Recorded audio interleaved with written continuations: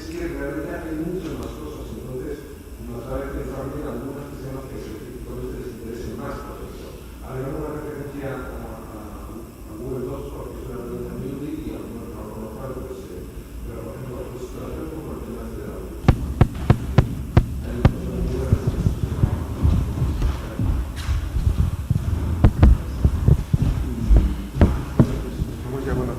¿y alguien más se le da una cosa específica? Parece que como está rápido, sí, yo tengo pregunta por eso, porque son tantas cosas. Un poco, y que lo virtual, como la actividad, y qué es lo que realmente quedaría en el núcleo presencial.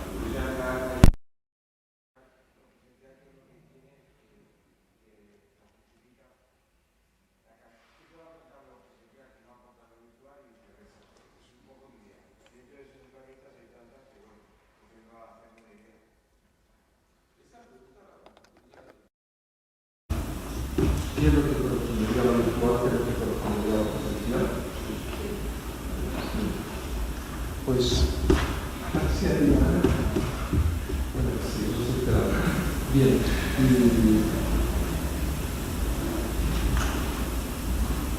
¿Y alguna cuestión más que conozcas? Sí, precisamente sobre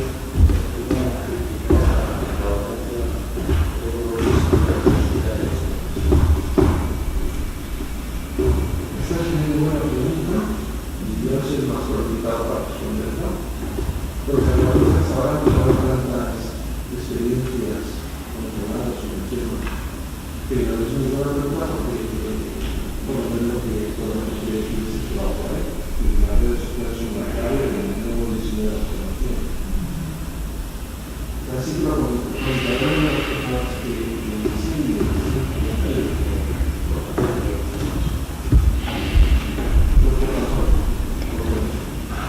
Bien, buenos días.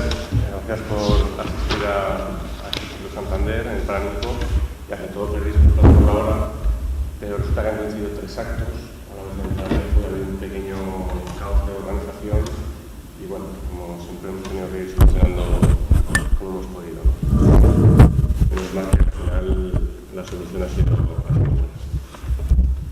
Bueno, algunos de vosotros ya os recuerdo del miércoles pasado, el día 3 de junio, que fue cuando hicimos en esta misma sala la presentación de la cátedra y donde nos acompañó, presidió el acto nuestro rector, nos acompañó también el director de convenios de España División Global Santander Universidades y el Junta Rector para Innovación Docente de nuestra universidad. Allí expusimos lo que es un poco la filosofía de la cátedra, los objetivos y actuaciones y simplemente, pues, por recordar como introducción a este acto, que el objetivo prioritario que nos hemos marcado en la cátedra es impulsar y consolidar la enseñanza no presencial de calidad dentro de nuestra universidad, ¿no? Es una de las cosas que, bueno, que creemos que hay que potenciar.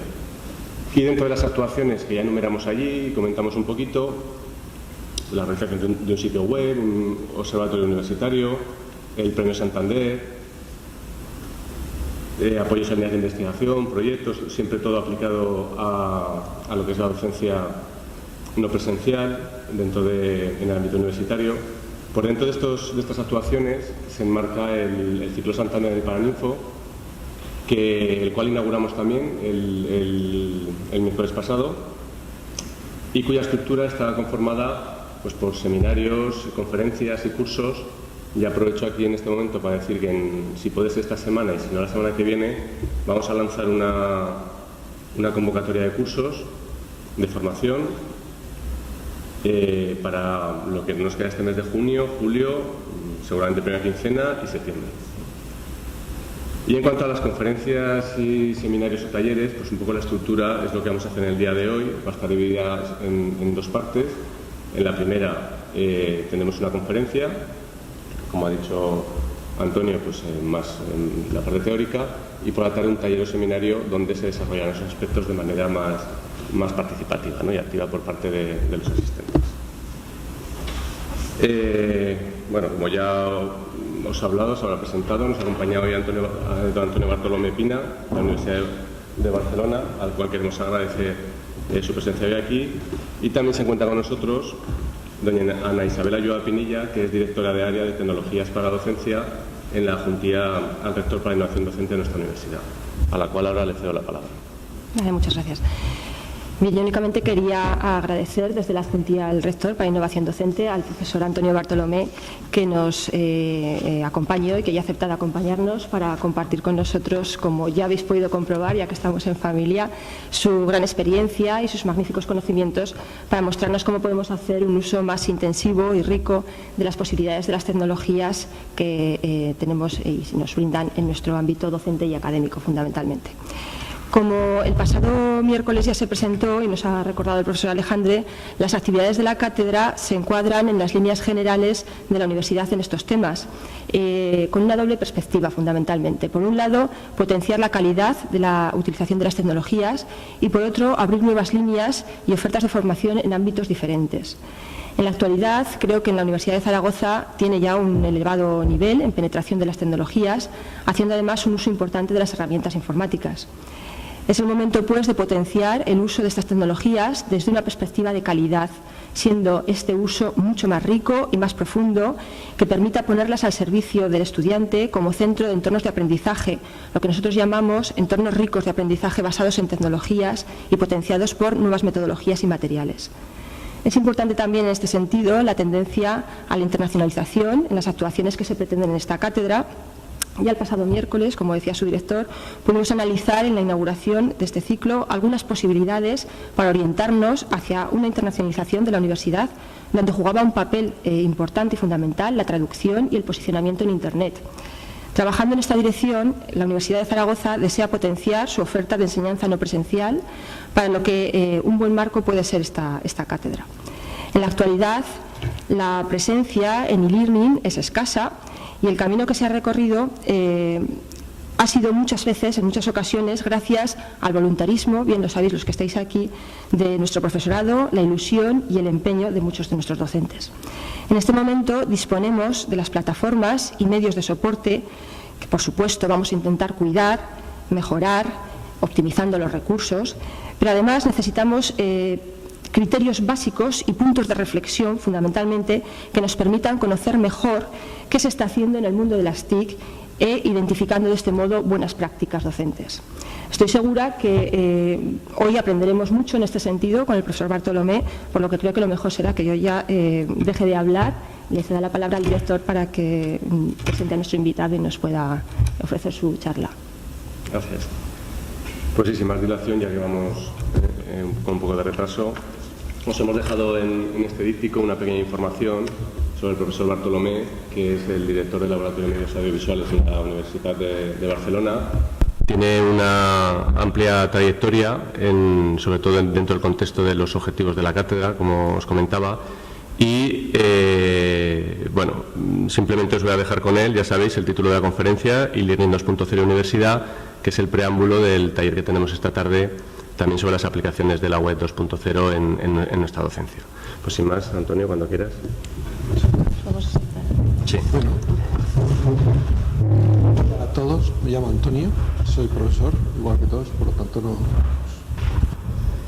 Bien, así que el primer punto va a ser este de qué es lo que hay que hacer. Para saber qué es lo que hay que hacer presencial y qué es lo que hay que hacer a distancia. O sea, ¿qué podemos hacer a distancia y qué podemos hacer presencial? Aparte de lo que sea suplencias o... Quiere decir que, por ejemplo, cuando determinada formación no es posible hacerla de otra manera, hay una persona que está incapacitada, pues la formación a distancia ha tenido siempre toda la vida un papel. Bueno, hay dos aproximaciones. La primera es desde las características de qué es lo que funciona bien a distancia y qué es lo que funciona bien presencial. La otra es salir fuera del aula y pensar en las características de cómo es la sociedad actual y cómo se funciona hoy la comunicación y la información. Si vamos a la primera aproximación, pues la formación presencial es obvio que los aspectos de inmediatez, flexibilidad y aspectos emocionales son los que priman. Los que desaparecen en estas ocasiones en sus clases están perdiendo. gran ocasión. O sea, en una clase ustedes lo que pueden hacer es motivar, incentivar, emocionar a la gente. Eso se puede hacer presencialmente con mucha más facilidad que a distancia. Ustedes pueden adaptarse tremendamente. En el mismo momento en que están hablando pueden cambiar su discurso de acuerdo con lo que ha pasado hace una hora o de acuerdo con las caras que están viendo de sus alumnos. Eso tampoco lo hace la distancia. Sin embargo, si ustedes quieren pasar información precisa sobre un tema, la distancia lo hace mejor. Si ustedes quieren desarrollar competencias en el manejo de la información, a distancia se hace mucho mejor, porque hoy la información se accede a través de las tecnologías. Así que depende del tipo de competencia que quieran desarrollar, depende del tipo de actividad que quieran desarrollar, pues hay cosas que funcionan mejor a distancia y cosas presenciales. Desde luego está desde esa perspectiva que estoy hablando ahora, es decir, desde el proceso de comunicación dentro del aula, la comunicación verbal, entendida como con el objetivo de transmitir información, es uno de los medios peores que existen. O sea, es inconcebible que hoy en día se siga utilizando. Pensar que yo ahora no les voy a transmitir información precisa en absoluto. Van a encontrar unas referencias cuando se lo ponga al final. Entre los errores que yo cometa hablando, simplemente porque me despisto, todos cometemos errores. Si alguien se cree que no comete errores, feliz él, pero todos los cometemos. Los errores que ustedes cometan entendiéndome, los problemas de código que tengamos unos y otros, el cansancio que dentro de 17 minutos, para conseguir tenerles encandilados, voy a contarles chistes, voy a moverme por aquí y tal, pero si no se me despista. 17 minutos se han hartado de escucharme, porque no sé, antes, o no sé, en Cuba a lo mejor escuchando a Fidel que están más acostumbrados, o antes cuando en los sermones estos al cura, ¿no? Cuando se ponía ahí el cura a hablar, pues ahora no estamos acostumbrados, ni nosotros, imagínense los alumnos. Entonces, eso de decir, no, yo voy a decir con precisión cómo se resuelve el teorema de no sé qué y lo voy a explicar aquí. Bueno, mire, sinceramente, desde el punto de vista de la comunicación, eso es absolutamente usar el peor medio o uno de los peores medios. Pero mi punto de vista no era ese. Mi punto de vista va a ser acercarme a la otra perspectiva, y es desde la sociedad. Desde la sociedad yo les quiero plantear ahora que hay 3 cambios importantes en el modo como accedemos a la información hoy. Si entendemos estos 3 cambios y somos conscientes de ellos, son súper conocidos, todo el mundo da por supuesto que los conoce, pero nadie se los cree de verdad. Porque si no los creyéramos, mire, cuando yo fui consciente de estos cambios, sobre todo el primero, me quedé atónito y dije, ¿pero qué estoy haciendo yo? Son primero que crece la información, sí, lo sabemos, bueno, seré muy rápido en esta parte para llegar al web 2.0, pero cambia el modo como se codifica y cambia el modo como se accede a la información. Y alguna de estas, pues, vamos a ver, son como 3 caras de un cubo, ¿no?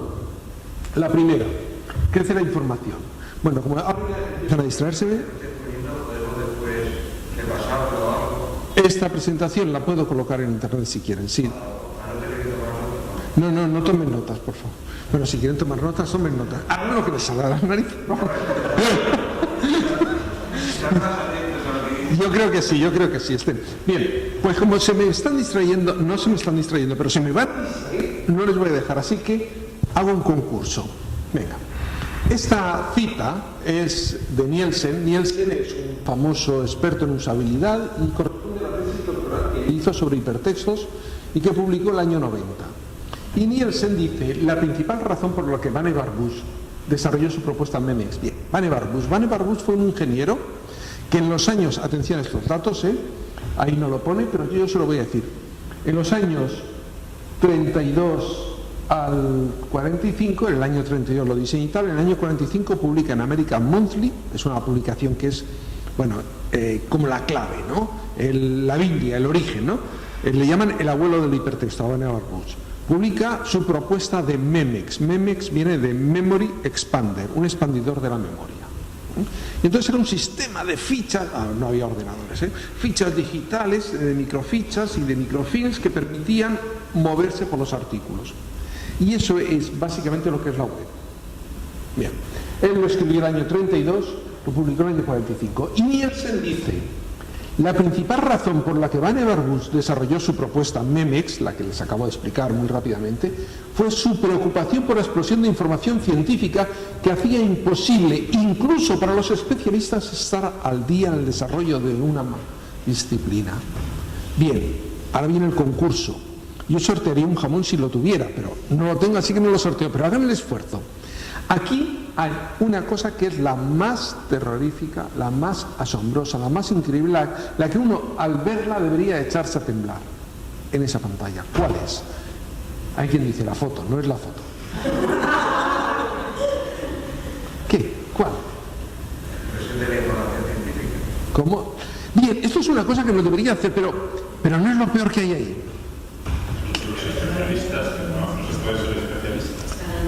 Pues eso es casi, pero no es lo más alucinante que hay ahí.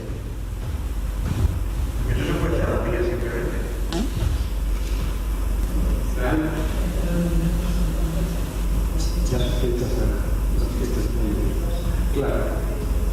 Las fechas. Es que alguien el año 32 pensó, y el año 45 ya publicaba y se lo habían aceptado en la revista, decir que es que era imposible estar al día. Es que no es una cosa de ahora. Es que hace 70 años era imposible estar al día. ¿Y ahora? ¿Y ahora? O sea, si nos paramos a pensar esto, pensamos, ¿pero qué estamos haciendo? Bueno, esto es una cita para que sean conscientes de la importancia del tema como red de la información. Y estos son dos secuencias donde ven modos como continuamos transmitiendo información. Fíjense, en el modo de la izquierda seguimos pensando que la información... van a ver el modo de la derecha, tiene su gracia, ¿no? Yo esto lo hice cuando hacía la tesis. Sí, y era así, ¿no? Era así como se trabajaba. Pero la parte de la derecha no tiene mucho más comentario. Cuando la gente dice de hablar, de trabajar con libros... A ver, hoy se trabaja de otra forma. Se trabaja con un portátil conectado a una pantalla grande, con accesos, trabajando simultáneamente con mucha información. Cuando alguien dice, yo no puedo leer en la pantalla, no, claro, los ordenadores no son para leer, los libros electrónicos quizás, pero los ordenadores no. El ordenador no es para leer, el ordenador es para trabajar, ¿no? Y estamos pensando aquí en trabajar con la información, en trabajar con el conocimiento. Trabajar con el conocimiento hoy sin ordenadores, como eso que vemos ahí, como dar con bueyes. Pero vamos ahora a la parte de la izquierda, ya que ya la de la derecha la han visto y ahora no les distraerá tanto. Vamos a la parte de la izquierda. ¿Ven esto del profesor? O sea, lo que hay detrás es seguir pensando que de esta materia esto es muy importante y lo tienen que saber. Y yo se lo voy a contar y con eso lo saben. Los errores que hay en este razonamiento van uno detrás de otro. El segundo es el que les he hecho referencia antes. Porque yo lo cuente, ellos no lo aprenden. Eso en absoluto. Porque yo lo cuente, ellos no lo explican, no lo entienden. Lo van a entender en un proceso de diálogo en donde a lo mejor uno pueda pedir una aclaración, etcétera. Pero lo que digo ahora es que no es solo que porque yo lo explique, porque yo lo cuente. El problema es que lo que damos en nuestras clases esa materia no es ni la más importante ni la más necesaria. ¿Cuánto cambian ustedes de materia de un año para otro? Los estudios que hay es que de media se cambia un 20% de real, no digo de los planes de estudio, sino si uno va a mirar las cosas que uno da en un curso y lo que da en el curso siguiente, ha introducido cosas, en algunas materias poco y en otras cambian la mitad de la materia. Además, cuando a veces un profesor sigue pensando, concentrando en decir, bueno, pero yo doy física cuántica, tengo que explicar esto. Cuando sigue pensando eso, tú le dices, ¿y no puede quitar usted nada de aquí? Y dice, no, todo esto yo no lo puedo quitar. Hay profesores honrados, pero la mayoría de profesores no somos honrados. Porque el mismo profesor que me dice que él no puede quitar nada de ahí, luego pasa un examen y a lo mejor solamente con sacar 60 de 100, aprueba. Eso quiere decir que no solo no le importa que haya cosas que no sepa, sino que no le importa saber qué cosas son las que no sé. No sabe. En el fondo a él le basta que sepa el 60%. Estamos sinceros, eso es lo que implica aprobar con un 60. Estoy diciendo que un 60, si es con un 5, quiere decir que a él le basta que sepa la mitad de las cosas. Oiga, no me diga que son necesarias todas, porque usted está permitiendo que salgan con el título sin saberlas todas. Si todo eso es necesario, para aprobar hay que saberlo todo. Y todavía queda otro tercer aspecto en esta aproximación a la pregunta que me han planteado, que era en relación a, como ven estoy atacando muy duro a una forma muy tradicional de dar las clases que es mayoritaria en la universidad, pero ya he empezado por comentarlo. Esto no quiere decir ahora de que es que la enseñanza a distancia, la enseñanza virtual es genial y el otro, a ver, no. Estoy haciendo una crítica ahora de la clase presencial en transmisión de información. Y he señalado que tiene otras posibilidades. Bien, crece la información. La segunda cosa es cambia el código.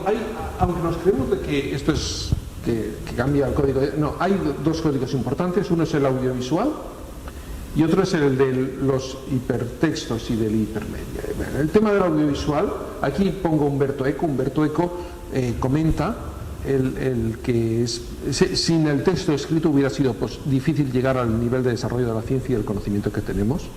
Entonces, bueno. Y Jerry Mander tiene un libro muy divertido que es 4 buenas razones para eliminar la televisión. Y la verdad es que son buenas razones, pero lo cierto es que ahí está el 80% de la población, en ese audiovisual que es incapaz de expresar con precisión. Yo me he metido antes, hablando del audiovisual, que hemos comentado, el audiovisual tiene potencialidades también, pero también límites. Por ejemplo, el audiovisual va muy bien para temas de emotividad, de transmitir emociones, y para ciertos procesos que tienen representaciones gráficas muy potentes. Pero el audiovisual suele ser poco preciso, es un lenguaje más ambiguo. Por lo tanto, tiene sus posibilidades, tiene sus límites. Todo se tiene que ir combinando. Y he comenzado haciendo una crítica del audiovisual para indicar de que sí que es necesario. Y sobre el multimedia hipermedia les quiero hacer notar otra cosa. Hay que distinguir el soporte electrónico, sea este o sea el libro electrónico. Conocen el libro electrónico, esto con papel electrónico, es como si fuera un libro realmente, no es una pantalla. Entonces no consume energía, solo consume energía cuando pasas de página, y pesa más que un libro, tiene la imagen de un libro, ¿no? Eso es soporte electrónico, esto es soporte electrónico, eso es una cosa. El tema hoy no es solo el soporte electrónico, el contenido electrónico es el hecho de que adopte un formato hipertexto que permite la navegación rápida. Fíjense, cuando piensan en hipertextos, ahí estoy diciéndoles muchas ideas sueltas, pero es que no piensen que el hipertexto es genial. Hay unas investigaciones, y esto viene desde el año 90, en que los hipertextos parecen funcionar bien con personas que no son novicios en el tema, que conocen el tema, expertos o semiexpertos. Digamos que un alumno que empieza a estudiar física cuántica por primera vez, no parece que el hipertexto sea una buena solución, parece que los textos lineales funcionan mejor. Ahora no hablo de si está en el ordenador o no está en el ordenador, yo no estoy hablando del ordenador, estoy hablando de la estructuración de la información. De hecho, el experto lee los textos lineales de forma hipertextual. Es decir, el experto que sabe mucho de física cuántica coge un nuevo manual de física cuántica y no se lo empieza a leer del principio al final, sino que va saltando, mira en el índice y coge trozos. Y el novicio coge los hipertextos en ordenador más rebuscados y los sigue linealmente si puede. Así que parece ser que para novicios y gente que no conoce mucho el tema, que carece del vocabulario de la materia, los textos lineales funcionan mejor. Cuando piensen en esto, fíjense los programas informáticos que muchas veces dan ayudas múltiples. Es decir, tú tienes un manual de ayuda, es un texto lineal, tú tienes ayuda online, ¿no? Tienes sistemas de ayudas diferentes, por ejemplo, por el contexto, que en función de lo que estás viendo.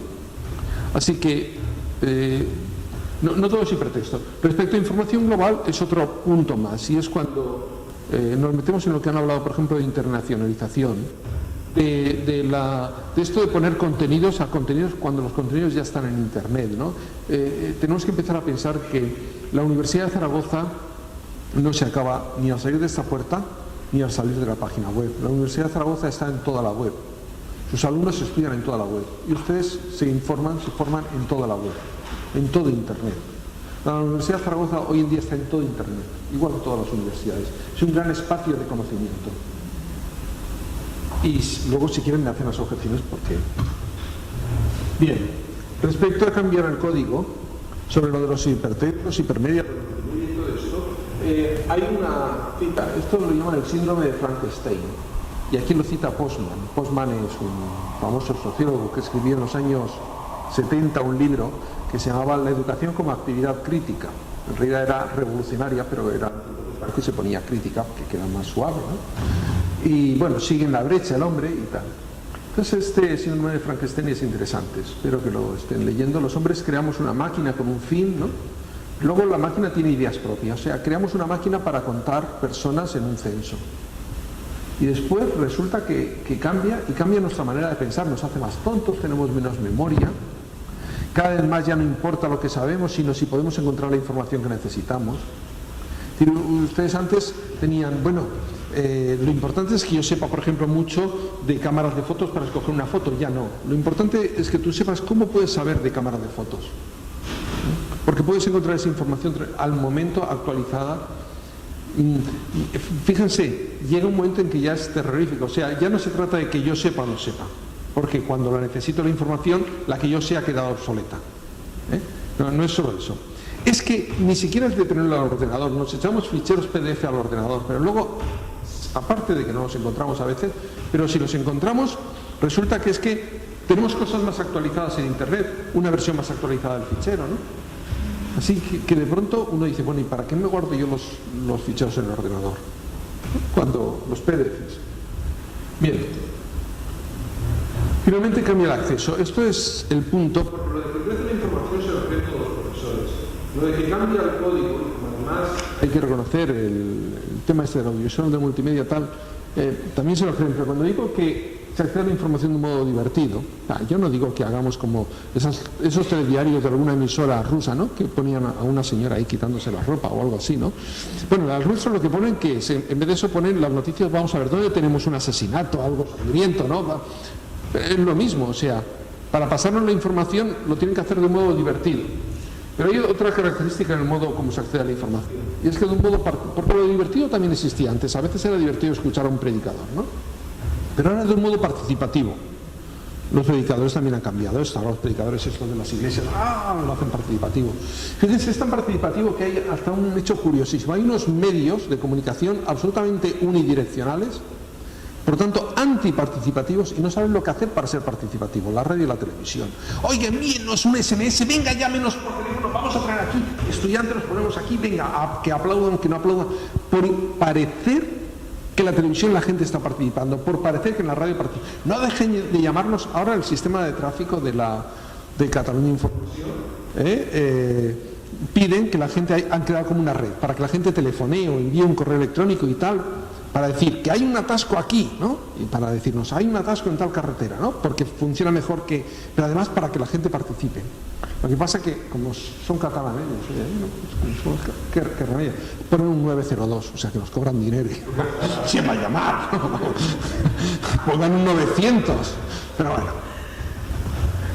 Lo de participativo y divertido. Así que piensen, los jóvenes, ahora yo no voy a decir que tengamos que hacer nuestras clases, pero piénsenlo, O sea, los jóvenes están acostumbrados a acceder a la información de un modo participativo y de un modo divertido. Se divierten accediendo a la información y lo hacen de un modo activo. Ahora vuelvan de nuevo al modelo del profesor soltando un rollo aburrido y unidireccional. O sea, no entra. Yo lo que les comento es, en relación a cómo hoy se accede a la información, el modelo de la universidad, este modelo tradicional, no tiene nada que ver. Ni responde al crecimiento de la información, ni responde al modo como se codifica, ni responde al modo como se accede a la información.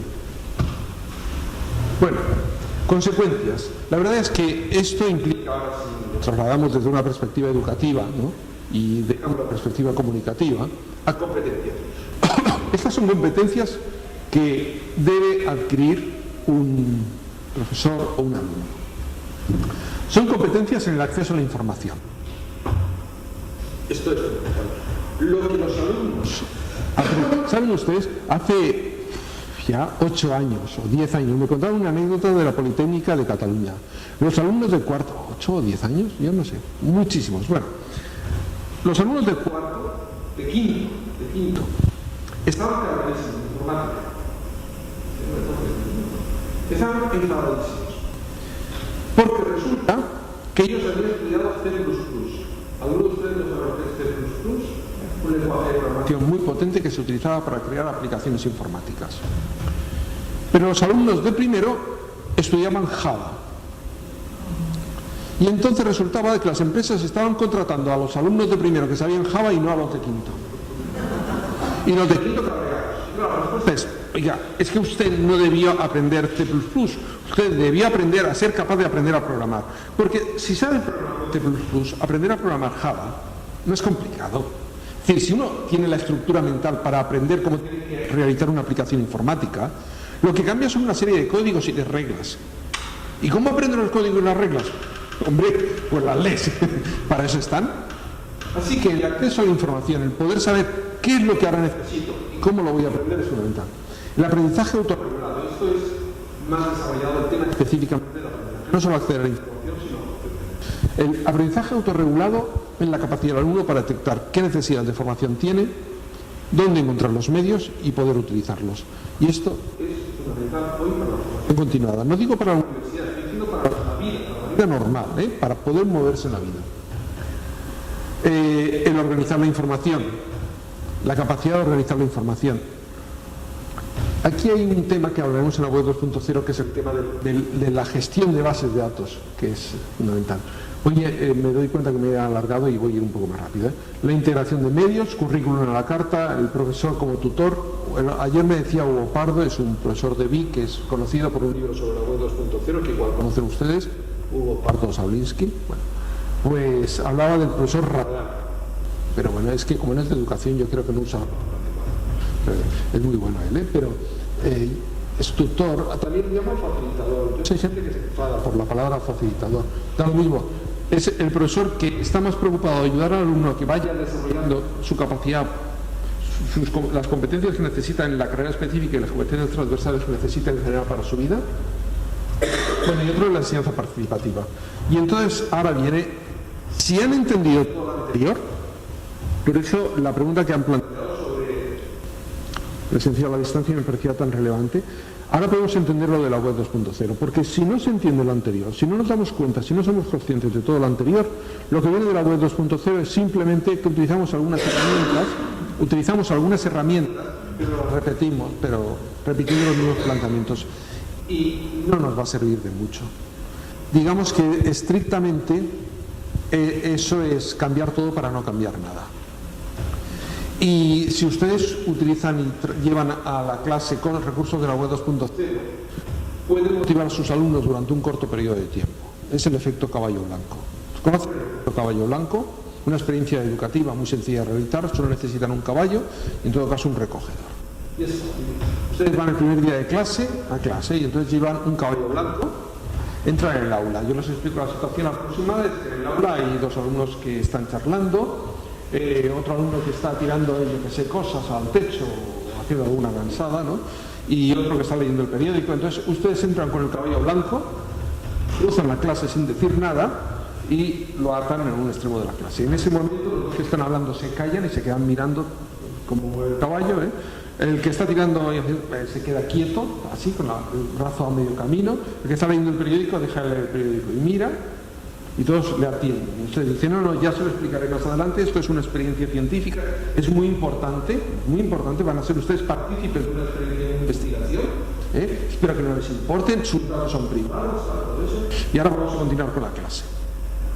Al terminar la clase, ahí, oiga, para el profesor, no. Ustedes hagan lo mismo durante los siguientes días, y cuando lleguen a 3 meses, cuando lleguen con el caballo blanco, habrá dos alumnos que están charlando, uno que está tirando, por ejemplo, bolitas al techo de papel o tal, y otro que está leyendo el periódico, y ustedes conforme entren con el caballo blanco, verán que los alumnos que estaban charlando siguen levantan la vista y siguen charlando, el que tira la bolita al techo seguirá tirando la bolita al techo. Entonces, eso es lo que conseguirán.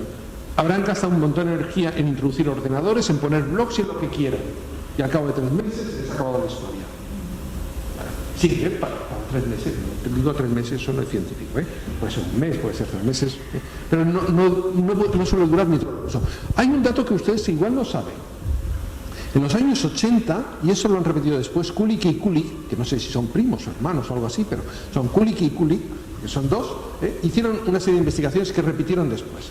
Y era sobre metaanálisis en relación al uso de medios en educación y de recursos. ¿Quién de aquí conoce alguien lo que es un metaanálisis? No, es una herramienta estadística que lo que hace es muy sencillo. Si tenemos muchas investigaciones, cientos, miles de investigaciones que comparan A con B, si yo quiero, en vez de fijarme en una, o decir, bueno, ¿cuántas dicen que A es mejor y cuántas dicen que B es mejor? Yo intento encontrar una medida que diga cuánto mejor es A que B.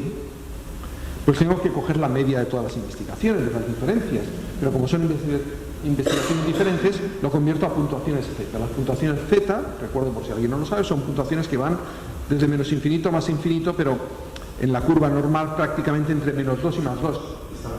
Puntuaciones Z. O sea, la curva normal, los datos se distribuyen en puntuaciones Z, son puntuaciones estándar. Vale. Dicho así, yo obtengo una cosa, y eso sí que, olvídense si no les van las matemáticas, pero esto sí. Yo tengo un valor que se llama tamaño del efecto. El tamaño del efecto es cuánta diferencia hay entre A y B. No en una investigación, sino a partir de cientos o miles de investigaciones. El tamaño del efecto, entonces, puede oscilar entre 0, 1, 2... Mire, para hacer exactamente, tamaño del efecto 1,96 querría, pongamos 2, tamaño del efecto 2, querría decir que el 97,5% de los sujetos A obtienen mejor nota que la media de B. Una media estadística, vale. Ahora lo importante. Hicieron revisiones. ¿Cuál es el tamaño del efecto del profesor? ¿En cuánto influye el profesor en los resultados de los alumnos? Tamaño del efecto 2. ¿Cuánto influye el método? Tamaño del efecto no recuerdo. 1,2. ¿Cuánto influye utilizar computadores y vídeos y estas cosas? Tamaño del efecto 0,68. 0,68 lo bueno viene después. La gracia del análisis es que lo hace una máquina. Tú le dices a la máquina, a ver, metes cientos o miles de investigaciones y dices, tamaño del efecto 0,68. Y ahora dices, vale, búscame solamente las investigaciones que sea el mismo profesor el que dio clase al grupo de alumnos que utilizaba medios y al grupo de alumnos que no utilizaba medios. ¿Entienden? La investigación es muy sencilla, ¿no? Ya no se hace eso. Bueno. Y entonces, cuando era el mismo profesor, el efecto de usar medios bajó a 0,18. Eso es bastante poco. Pero además cogió y dijo, bueno, y ahora solamente las investigaciones que además de ser el mismo profesor hayan durado varios meses. Cuando había investigaciones, las investigaciones que duraban varios meses y comparaban usar medios o no usar medios, pero con el mismo profesor en los dos sitios, el tamaño del efecto era 0. No había diferencia. Todas las investigaciones rigurosas que hay, así, investigaciones potentes, en relación a los medios, concluyen que no hay ventajas por usar los medios, si no hay un cambio de método. Con los medios no se aprende más, se aprende diferente. Y si los usamos diferentes. Quiero decir con eso de que usar ordenadores no es mejor que usar libros, si yo lo que le doy es saber un PDF. La diferencia entre el PDF que esté colgado en internet y no lo sabe, o que el PDF se lo dé de una fotocopiadora, a nivel de resultado no hay una pequeña diferencia de que el alumno que el día antes del examen está en su casa y no tiene el PDF, se lo puede descargar de internet y acceder. Pero eso es mínimo a la hora de calcular medios y resultados. O sea, no hay resultados, no hay diferencias. Ahora, entre el alumno que coge y se baja el PDF y lo lee, o coge una fotocopia y lo lee, y el alumno que tú le dices, aquí tienes 3 PDFs, repartiros, buscar cuál es el que os convence más, analizarlo, no sé qué. No, aquí no hay 3 PDFs, busca ver 3 artículos sobre este tema, y cuando te traen los 3 artículos que te los ha buscado, tú le dices, ¿y por qué crees que esos artículos valen la pena? Y él dice, porque estaban en internet, y tú dices, eso no vale, ¿por qué? Entonces tiene que buscarse y dice, bueno, por el autor, ¿conoces al autor? No, ¿cómo sabes algo del autor? Y el alumno te viene a saber, y cuando vuelve te dice, bueno, ya sé por qué son buenos porque el autor es bueno y tal y no sé. Ahí sí. Entre que el alumno se haga un trabajo con el ordenador o lo haga a mano, no hay diferencia, aparte de que pueda copiar y pegar con más facilidad. Entre que el alumno haga un trabajo a mano o que el alumno haga un trabajo con el ordenador accediendo a muchas fuentes, y cuando venga y tú le digas, ¿dónde están las fuentes que has utilizado? ¿Cómo sabes que esas fuentes son fiables? Ahí empieza a haber la diferencia. O sea, la estricta introducción de la tecnología no mejora los resultados. En ese contexto vemos la web 2.0. La web 2.0 se define por algunas de estas expresiones. La primera es la web en la plataforma. Otra idea es la de la autoría social. En la web 2.0 todos somos autores, todos creamos. Claro, fíjense, ¿se acuerdan? Se accede a la información de un modo participativo. Otro es la inteligencia colectiva. Lo de la inteligencia colectiva los académicos nos repugna mucho. A mí pero muchísimo.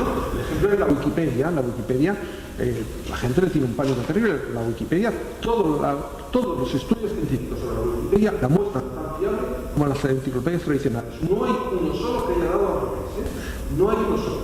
También tengo que decirles, todos son de la inglesa. Hay uno de la alemana que conozco y no conozco ninguno de la española, y las Wikipedia son diferentes. Pero el mecanismo es el mismo. En los casos hay bibliotecarios que revisan que el contenido sea correcto. Bueno, lo de la inteligencia colectiva es curioso. O sea, nosotros tenemos una afición a pensar en el valor de la persona. Esto vale para todo. O sea, los americanos tienen que echar la culpa a la LACI. No, a la LACI o ¿cómo se llama? El líder de la LACI que murió. Yasser Arafat. El culpable era Yasser Arafat. Bueno, se muere Yasser Arafat y todo sigue igual. ¿Por qué? Porque el culpable no era Yasser Arafat. Es que para todo, eso sirve para todo absolutamente. Tenemos que pensar que siempre hay una... No, esto en el Barça el Barça educativamente nos ha ido de coña en Cataluña, porque por una vez los medios reconocen que es el equipo. Ya no pueden decir, no, es que es el Ronaldinho, es que es todo el equipo. Y entonces ahora lo que dicen es que es Guardiola. Tienen que decir que es una persona, no pueden reconocer que sea todo el equipo el que está trabajando juntos. Y tiene que decir el presidente del club, no, pero es el Guardiola y es el que ha dirigido la programación de la temporada técnicamente, y si quieres Stein, o como se llame, y es el tal. Y sin embargo, lo cierto es que la inteligencia colectiva es más potente, se demuestra más potente que... Ayer me decía mi mujer que una compañera suya, que no usaba internet, resulta que había cogido un hotel porque le habían recomendado y estaba muy descontenta, ¿no? Y entonces decía, en cambio, ¿ves? No, o un aparato había comprado. Dice, pero cuando compré la nevera, fui a internet, empecé a mirar lo que decía la gente en internet de ese modelo de la nevera y estoy contentísimo, me ha ido muy bien, ¿no? Y dice, ahora va a usar siempre internet cada vez que vaya a comprarse alguna cosa, ¿no? Sí, inteligencia colectiva. Fíjense ustedes cuando vayan a un dependiente que les diga de un equipo o de otro, ¿quieren una cámara de fotos? Van a ir a un hotel, entren en internet a ver qué dice la gente que ir a ese hotel. Y todo eso es inteligencia colectiva también, ¿eh? La web audiovisual que han comentado, porque realmente ha sido la web 2.0 la que ha hecho la web audiovisual. Compartir recursos y las redes a las que se ha hecho referencia aquí, que efectivamente es verdad que eras tú, ¿no? El tema de las redes sociales. Es el punto clave. O sea, parece ser que el trasfondo, y de hecho, detrás de todos los sitios, bueno. Vale. Voy a tirar para atrás para volver a ponerlo esto, porque se me ha ido. Vale, vamos a empezar. ¿Sí? La red es la plataforma. Tim O'Reilly fue el que en el año 2004... We have with us Tim O'Reilly of O'Reilly Media. Tim, please put to rest once and for all your definition about Web 2.0. Okay, Web 2.0 is the understanding that the network is the platform. And on the network as a platform, the rules for business are different. Vale. Permítanme que lo veamos en grande y oyéndolo bien, y entonces seguro que dirán, ¿y ese tío por qué nos pone aquí una película en inglés y no sé qué? Pero de acuerdo de la internacionalización, pues es para que se vayan haciendo leche. Estoy haciendo el juego aquí al equipo correcto, ¿no? No, es que es así la cosa esta, que tenemos que ir hacia ahí. Bueno, pues se lo voy a poner porque ¿qué es la web 2.0? Debería ser esto de aquí, ¿no? Bueno. Bien, entonces, fíjense, primero, Tim O'Reilly es el que dirige el equipo en el año 2004, al darse cuenta de los cambios que se producen en la web, define una serie de características y dice, lo vamos a llamar la web 2.0. Y ahora una señora le pregunta a Tim O'Reilly tal, de O'Reilly tal Incorporation o no sé qué, por favor, denos su definición de web 2.0. Y entonces él dice, web 2.0 es...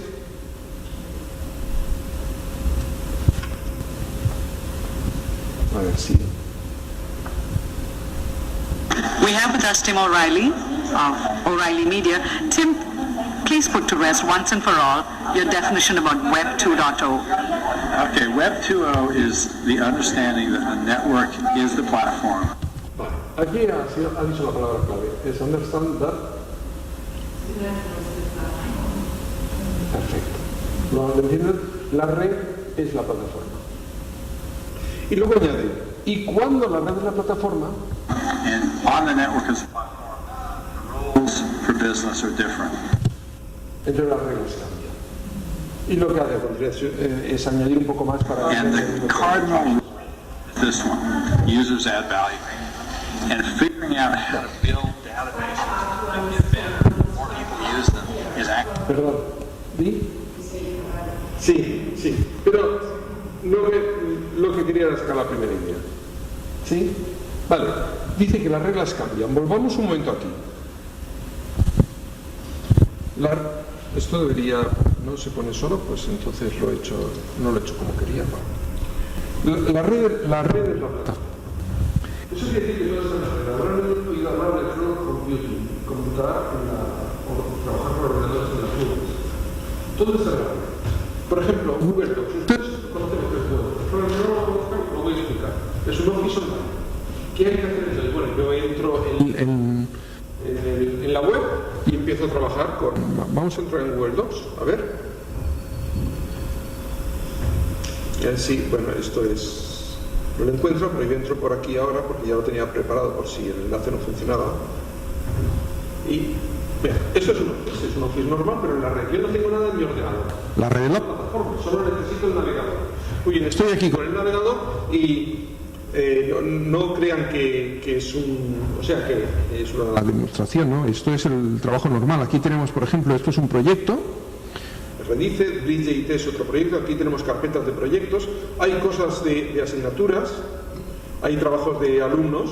Aquí están trabajos revisados del año pasado. Estos son donde vendrían los de este año, se los entregan por aquí. ¿Y qué es lo que tenemos aquí? Bueno, pues lo que tenemos es pues, documentos. Este es un documento Excel, ¿no? Y ahí se va quedando los documentos. Están todos en la red. No dirá, bueno, así que yo puedo tener el Word, el Excel y el PowerPoint en la red. ¿Qué más? Mejor no, igual, en Microsoft Office, pero con menos funcionalidades, claro. Entonces, ¿cuál es la ventaja? Bueno, la primera ventaja empecemos, no esperemos. La primera ventaja es que, como están en la red, de pronto un chico de 15 años de Colombia que no tiene ordenador conectado a internet de banda ancha, ¿qué hace? ¿Va con su lápiz USB perdiendo la memoria? No, tiene ahí su ordenador completo, ahí tiene todos sus documentos, los puede hacer. No importa, yo voy con un USB con un documento, si su no tengan ordenador y lo entran en un ordenador, perfecto, y lo trabajan y ahora se cogen el lápiz de memoria y van al ordenador, pero la versión de Word es más antigua, así que ya no me funciona el documento. Así que la plataforma cambia las reglas. Por ejemplo, no hay implementaciones de software. Yo no me preocupo de qué versión tengo. Oye, es que no me lo abre, es que es de una versión anterior se ha acabado. Están ahí, se abren todos. Y en cualquier ordenador, cuando yo entro en cualquier ordenador, me conecto y lo veo. Así que a nivel de inclusión digital, eso tiene su pequeña importancia, pero sigamos adelante. Pero además, el documento puede ser compartido. Así que muchas personas pueden estar trabajando al mismo tiempo en el documento. Al mismo tiempo. O sea, ¿se acuerdan ustedes de esta cosa? Por eso ahí han visto que tenemos proyectos y están trabajando. Nos ha costado al principio un poco, fíjense, aquí en Redice, que trabajamos con gente que no lleva nada de tecnología, nos ha costado al principio un poco, porque se enseñan te dan el proyecto, por ejemplo, aquí, las instrucciones o la posible distribución de tal, ¿no? Entonces te dan el proyecto y lo envían por correo, fichero doc, ¿no? Entonces llega otro y cambia la versión, he hecho unos cambios aquí, luego llega otro y he hecho unos cambios, pero los ha hecho en el primer documento, no en el último. Así que ahora tenemos dos versiones del documento, uno con los cambios que hizo uno y otro con los cambios que hizo el otro. Y al final ya no sabes qué versión tiene del documento. Y suerte que algunos son organizados y pone versión 7 o al menos pone versión del 18 de junio. Y es un lío. Aquí no, es que están ahí. Y quieran entrar, que entren. Y si yo entro en un documento de estos, y por ejemplo, este documento de ideas, vamos a verlo, y lo cambio, ¿qué pasa? Hombre, yo siempre puedo ir al historial.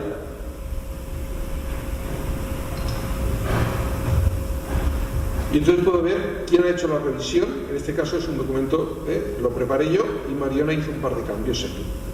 Y puedo volver a una versión anterior. Bueno, aquí deben haber más revisiones intermedias, ¿no? Por ejemplo, las revisiones entre la 24 y la 30. Aquí hay también una de Mariana y otra mía.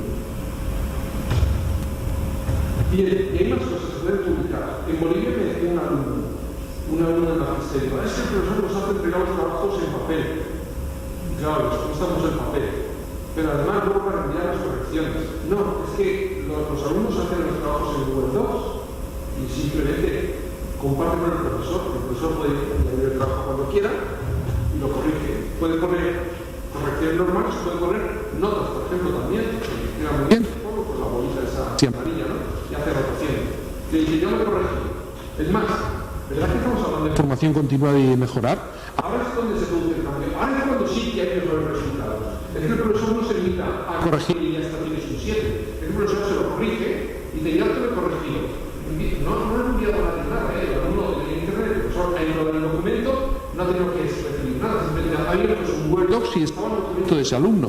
Lo ha abierto, ha hecho las correcciones y lo ha dejado. El alumno ya entrará en las correcciones. Y lo que cambia es que el alumno al ver las correcciones lo vuelve a cambiar. Lo arregla, mejor, le dice al profesor, y ahora que sabe para que no está ahora. Por eso, vuelve a entrar y lo puede volver a mirar. Y si el alumno dice, pero esto, bueno, vamos a ver la versión que hiciste el 15 de junio, vuelve a la revisión de versiones y tal.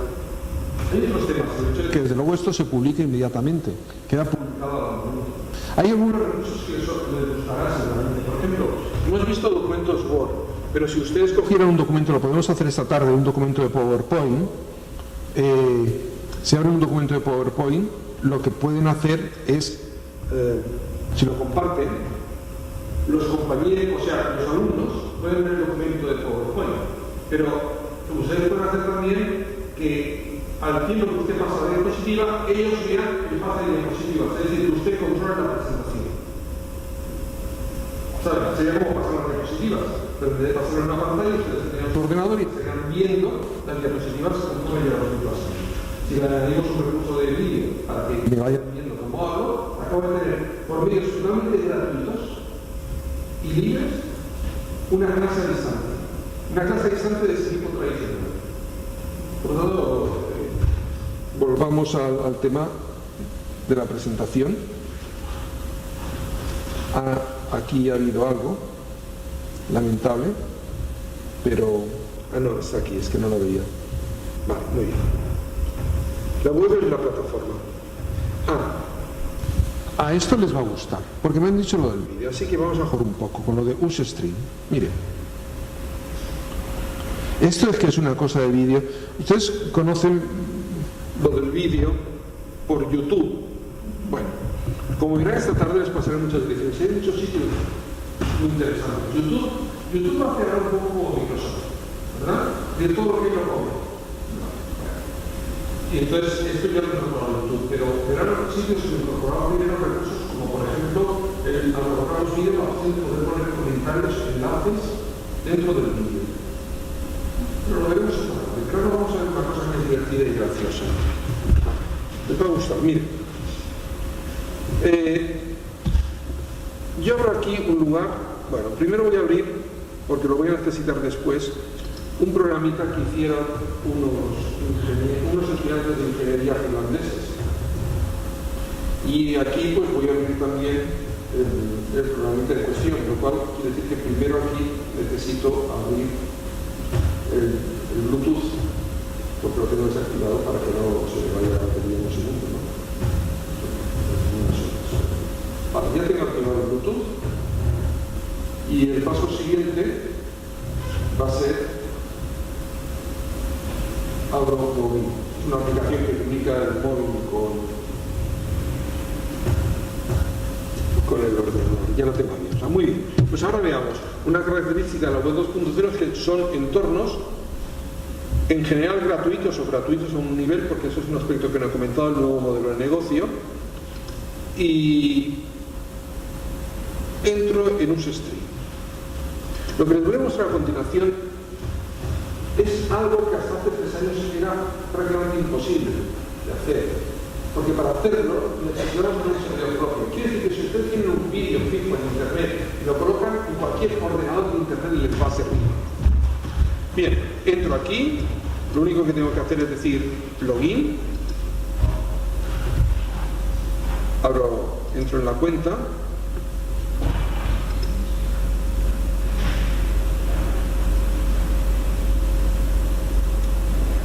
repito de nuevo, Y voilà.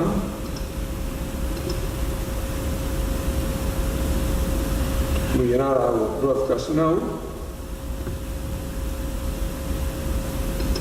Me salto este paso. Entonces ahora me va a pedir si puedo utilizar mi cámara de aquí del ordenador.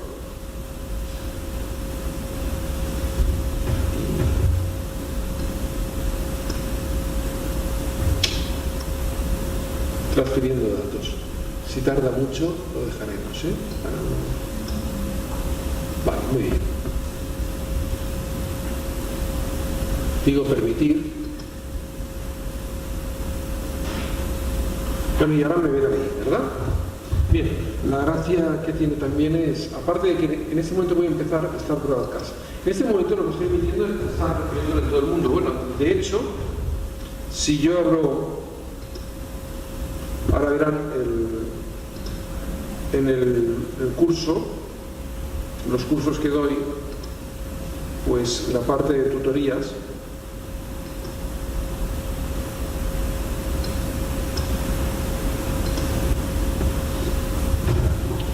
esto, cuando empiece por fin a moverse un poco, bueno, Pues la parte de tutorías. bien, el relay, esto es lo que veían los alumnos. Esto lo puedo utilizar para dar clases a distancia o lo que sea. Yo lo he utilizado en unos cursos a distancia para dar clases a distancia. Y son participativos porque hay la opción de aquí abajo del chat. Ahora ven que solamente hay una persona conectada, que soy yo mismo, ¿no? La de aquí, pero así no aparecen varios. Y pueden enviarse mensajes, puedo hacer encuestas y bueno, ellos envían la pregunta a través del chat y yo continúo la clase o no y atiendo la pregunta cuando corresponda. Eso es lo que pasa ahora aquí, que se ha perdido.